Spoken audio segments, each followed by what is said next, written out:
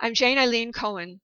I'm an intuitive and transformational counselor, teacher, and author, and a neurolinguistic programming and timeline master practitioner. Neurolinguistic programming teaches that we are never experiencing reality directly, but only a model of reality. There are huge numbers of pieces of information that are bombarding our senses every moment, and we couldn't possibly take all of them in. And so we filter in a very small percentage of them and out most of them. What we filter in and out is very subjective. Limiting decisions have a lot to do with what information you filter in or out. They distort your experience of reality and are what cause you to experience life as not working well. This includes any area in which you have negative patterns of behavior, such as getting into the same kind of dysfunctional relationships. Or you may find the same kinds of negative things keep happening to you, such as friends betraying you. Or maybe you struggle at earning money, or you have poor self-esteem, or perhaps you have difficulty learning new things. Any aspect of your life that is not working well is held in place by one or more limiting decisions, and that is regardless of what the external circumstances are. Limiting decisions usually get formed when you're very young, usually before the age of 6 or 7, and sometimes in adolescence. Something occurs that you don't have the conscious tools to make sense of. Maybe it's too intense or too overwhelming. I'll give you an example. Let's say you're 2 years old, and your mother left you alone in the living room, and you're toddling around on this beautiful white carpet, and you see a low-lying coffee table on the carpet. And on the table is a beautiful crystal glass of red wine that someone had left there. So you toddle over to the glass, and it just fascinates you. It's so beautiful. And you reach over to grab it, and it falls on the rug. And so all of this beautiful red wine starts seeping into the white carpet. And you're fascinated, and you're watching the beautiful red seeping into the white, and you're chortling and having a really good time. And in walks your mother. Now, your mother has had a really rotten day, and this is just the last straw. And so she bounds over to you and she says, "What a bad girl or boy you are." And she slaps you. In that kind of a circumstance, most people would get thrown into a state of chaos and confusion, a state of shock, and their conscious mind would stop functioning. When the conscious mind is not functioning, the unconscious mind then takes over, which is a state of trance.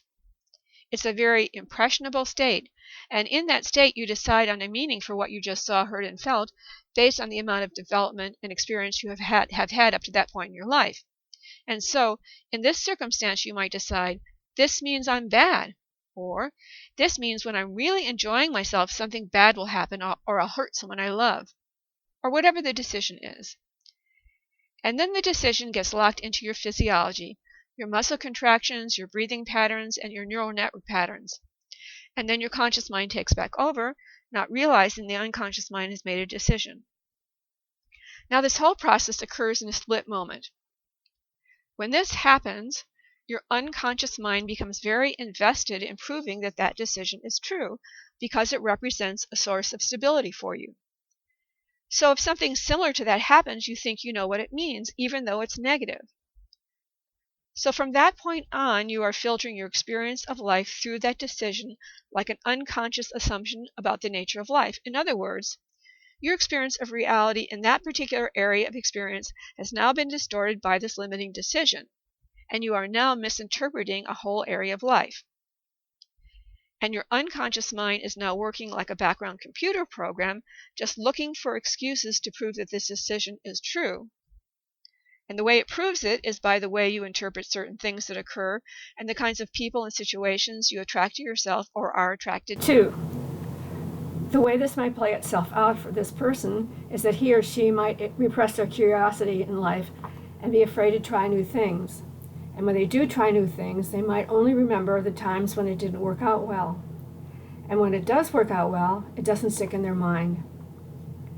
The limiting decisions we make are the basis in which we make other more conscious decisions in our lives and the directions we choose to take and the people we choose to get involved in. The effect of limiting decisions is generally on a very unconscious level. You might, for example, know certain kinds of behaviors or type of relationships aren't good for you, but you keep on going toward them anyway. That's because the distortion is on an unconscious level, not a conscious level. The NLP timeline process is a very effective process for accessing and releasing limiting decisions that hold in place dysfunctional patterns in your relationships, self-esteem, career, financial situation, and other areas of your life that aren't working. It is an hypnotic process enabling you to access the first event in which you made the limiting decision, which is necessary in order to clear it. Timeline is structured in a very particular way according to how the brain works, making it very effective. A significant limiting decision is usually cleared in each session.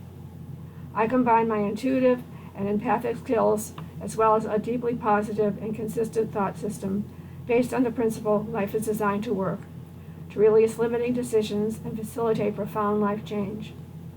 If you'd like to experience a free phone consultation and find out more about this, you can call 619-203-4412 or visit my website at janecohencounseling.com.